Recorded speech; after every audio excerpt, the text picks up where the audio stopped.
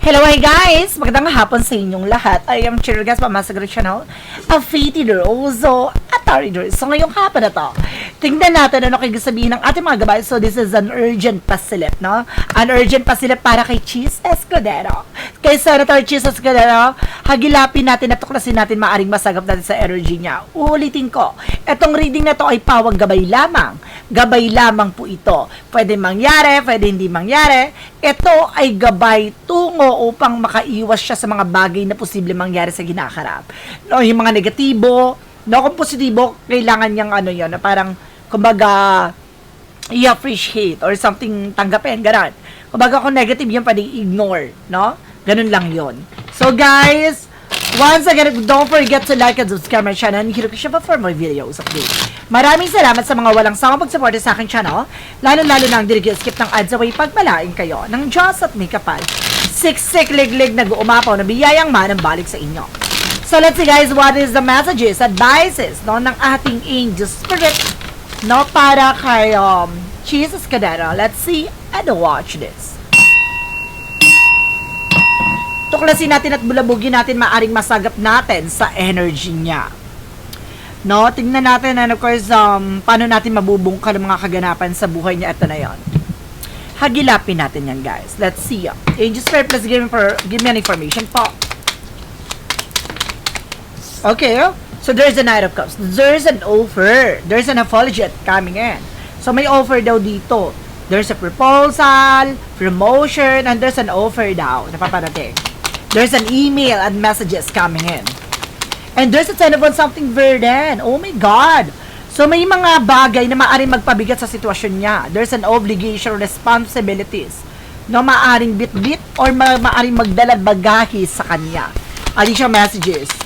And of course, there's something guys with a severance. There's something and divine intervention. Kailangan niya mag-pay attention, have patience. No, kailangan niya palakasin ang kanyang pundasyon. No, patibayin niya ang kanyang sarili dito. No, what is additional messages? And there's a Six of Pentacles. There's something giving and receiving. So, may mga bagay, kung ano man yung bagay na binigay mo, siyang matatanggap mo. So, there's something a consequences. No? There's a good and bad thing. So, kung maganda yung ginawa mo, magiging maganda yung magiging bunga nito. Kung masama ang ginawa, magiging masama ang balik nito sa'yo. Ganun siya. And there's a Three of Wands, awaiting for a result, awaiting for a ship. So, may mga resulta ng lalabas. No? There's a document, papers na maaring dumating na. Additional messages. And there's something at 12 sword. There's something decision that they need to make. So may mga decision dito na kailangan nilang gawin. At kailangan na may sa katuparan. What is the Knight of Cups? Represent with an Knight of Swords. So there's an offer na magdadala sa kanyang anxiety, sleepless night. O may email dito. A message, no? Na maaaring magdala sa kanya para ma-stress siya sa situation. Like there's an overthinking and being paranoid. Nakikita niyo yan na parang very stressful situations. Ganon. Additional messages with a Ten of Wands. So, there's an Eight of Wands. So, there's something communication information coming in. So, may paparating na message talaga. There's an email and messages coming in. There's a trouble at the same time. No, mayroong impormasyon na maaaring magpabigat sa sitwasyon niya. And the Temperance, something divine intervention pala sa kanya, ng ating divine, kailangan niya mag-pay attention. There's a Ten of Swords with a sabotage. May tatraidor sa kanya. Or meron ditong betrayal. No? Merong bagay o kasinungalingan na maaaring pinapaalalahanan siya. Ganon. What is the Six of Pentacles? Represent with a Three of Cups. No? There's something, a Three of Cups of something celebration. A gathering. No? Na maaaring meron dito about sa give and take. No? About sa bagay na kung ano man yung bagay na binigay mo, siyang matatanggap mo. And there's something an Eight of Cups. No? Something moving forward. Or there's something abandonment. No? Merong resulta dito na maaaring kumbaga, magdala, no, ng impormasyon para makaalis sa situation. So, maaring there's a moving forward, no, para matapos na or man yung bagay na hinihintay nila, ganon. So, what is the Two of Swords? Represent guys with the Queen of Pentacles, being mature enough and being grounded. So, kailangan niya maging mature enough. No, kailangan niya maging aware sa mga bagay-bagay regarding sa finances. What is the Knight of Cups? It's the Knight of Swords. Knight of Cups and the Knight of Swords. There's something a King of Pentacles, being secure. So, meron siya ditong iniingatan at pinoproteksyonan. No? At kumbaga, meron siya dito parang, kumbaga, parang pinagkakandaan. There's a slow and steady. And there's a Three of Pentacles for collaborations. Meron dito mga nakakasalabuhan niya, nakakausap niya. There's something in unity, group of people. No? There's a commitment. na maaaring obligasyon na mabigat ang sitwasyon niya ngayon. So, sobrang bigat na marami siyang kumbaga bagay na gustong mangyari or maaaring gusto niya maisakatuparan. The Temperance and the Ten of Swords represent with the High Priestess. Oh, there's an hidden agenda! And there's an hidden enemy. So, meron talaga ditong kumbaga tatraidor o trumaidor. Ganon. Ay, may sikretong palihim na eksena. What is the Six of Pentacles and the Three of Cups? Represent with the Moon card, every revelation. Meron tungkol sa revelation. Meron ditong malalaman. Meron ditong pictures, no? And documents na maaaring may related about sa there's a giving and receiving. So, meron talagang mabubungkal na informasyon or something, it's either recording or a documents na pictures na nagre-represent about sa giving and receiving. So, what is the Three of Pentacles and the Eight of Cups? Represent with the Ace of Swords with the mental clarity. Na mayroon ditong bagay na maaaring makaka-move on na from that situation dahil may resulta ng lalabas. No? At may mga bagay na maaaring magliwanag na sa kamalayan niya at kamalayan ng mga tao sa paligid niya. What is the Two of Swords? Because the Queen of Pentacles represent guys with the Ten of Cups. Something in a family. No? There's something decision na kailangan niyang gawin. Kailangan niya maging mature na pagdating sa family, pagdating sa person niya. So, let's see. What is the Knight of Cups and the Knight of Swords and the King of Pentacles? Reference with the Ace of Cups. Something in love. So, something in love. So, parang, isa sa bagay, nagkakaroon siya ng anxiety, sleepless, at dahil, kumbaga, sa kanyang person. Now, ganun dito sa reading ko last time About sa person niya, yung pinapangambahan niya Ayaw niya kasi madawit or madami ang kanyang love. Now, and there's a Six of Cups. Now, there's a past situation coming back. Now, meron ditong about sa nakaraan na maaring maungkat. Or meron tungkol sa nakaraan na maaring kumbaga mabulgar or mayroong informasyon na maaring malatag. No, dahil ito yung bagay na maaring magdala sa kanya para maipit sa sitwasyon with the Ten of Wands, something verdant. Ito yung gusto ko malaman, the Temperance, the Ten of Swords, and the High Priestess. There is something, guys, with the Four of Wands. So, there's an event. Meron ditong event or something gatherings na may maaring magkaroon ng traidoran. Laglagan sa situations na to.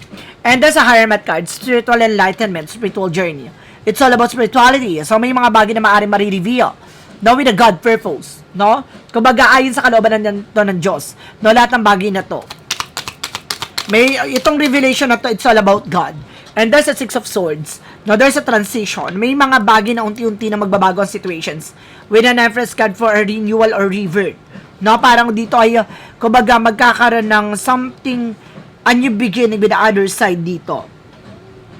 So, malalaman din dito, no, na parang, kumbaga, I feel, parang parang, mayroon akong energy na na-sense dito, na ano siya, na parang, napahiran lang.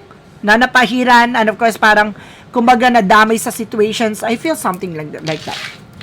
May ganong eksena ako na sense, no? Let's see, gusto ko kong i-clarify pa. Ano yung mga aring masagatan sa energy niya? Kasi, di ba, nandun sa, lumabas na there's a possibility, no, na maipit din siya or makulong din siya. Let's see. Gusto ko i-clarify yan. May posibilidad ba na maaring maipit siya or makulong siya sa mga susunod na eksena, guys? Gusto natin malaman. And just please give me information. There's a yes.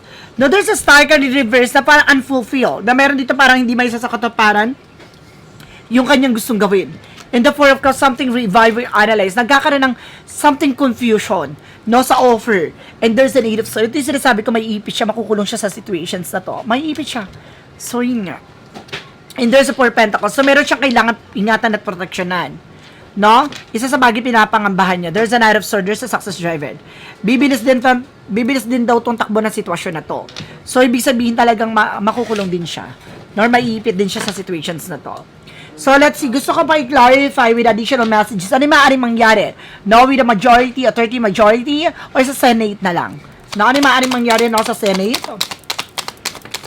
No, there's a Five of Cups, something disappointment. Kung may mga bagay na maaaring ma-disappoint dito, with the Queen of Swords, no, parang meron silang gusto, there's a clear, Queen of Swords, something clear the boundaries. No, parang gusto linisin, tanggalin, yung mga talks or negative dito, there's a something an evil eye. So, meron ditong negative talaga na nakasubaybay at kumukuha ng information. There's a Severus with a sickness. There's a cheating, lying.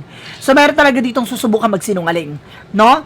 kumbaga yun nga, no? Talagang parang meron ditong parang niluluto or parang gustong there's something a Queen of Swords na babaeng very dramatically actress, no? Na maaaring madidisappoint sila sa etong babae na to, there's a spotlight eh.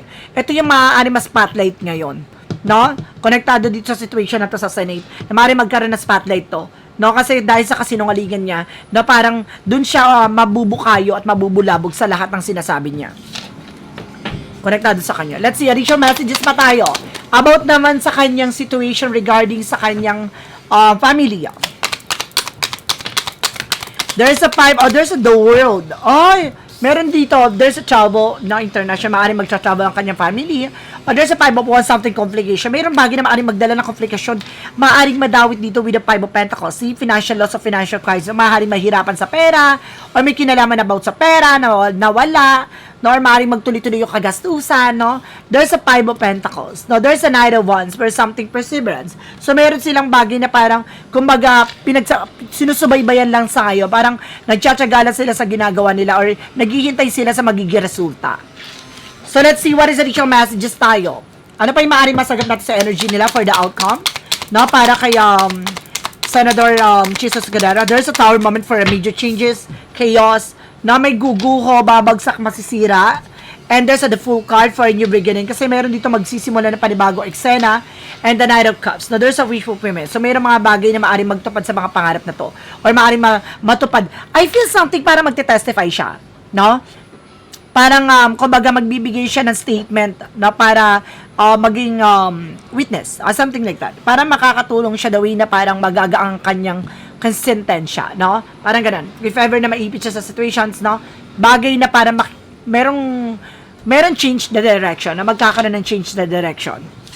So, let's see what is additional messages.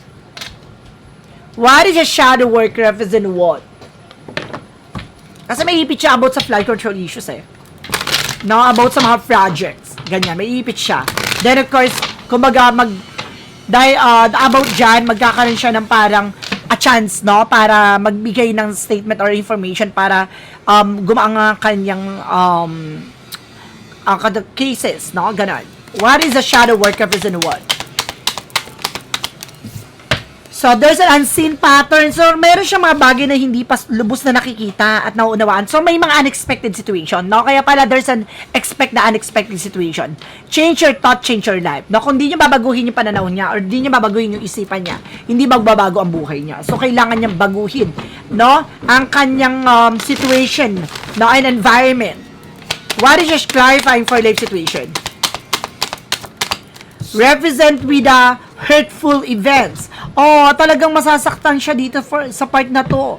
No, as you endure this period, learn not to dwell of the past so I won't anchor your down. So, mayroon siyang bagay na parang, kumbaga pipilitin niya lumaban sa eksena na to kahit nahirap siya sa situations.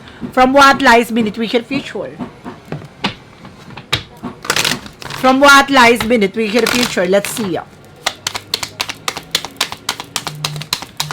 There is a getting a room. Mayroong about sa room. No, about sa isang locations, no? So, there's a getting a room. And of course, there's something a bag and voo. Parang meron ditong pagtutulakan. Or parang, kumbaga, magbigay ng information. Let's see additional messages. Knowing they fuck up. No, parang malalaman na parang tinraidor or maaring malaman na parang, alam na parang, kumbaga tinatarantado siya, gano'n, parang alam niya na parang iipitin siya doon sa situation. So, gagawa siya ng eksena, guys. No, parang pinagtutulakan siya dito sa part na to para malalaman niya yung ganong eksena. So, guys, this is something, an urgent pasilip, no, para kay Jesus Cordero. Maraming salamat po. Because don't forget to like and subscribe my channel and hit push ba for more videos update. Maraming salamat po sa mga walang sawa pag-support sa aking channel. Lalo-lalo nang skip ng ads away, pagpalaid po kayo ng Diyos at may kapal. Siksik, liglig, nag-uumapo na biyayang manong balik sa inyo. And once again, guys, ito ay pawang gabay lamang. Pwede mangyari, pwede hindi mangyari. Ito ay gabay lamang po. So, guys, maraming salamat po and see you next video. Bye-bye and babush.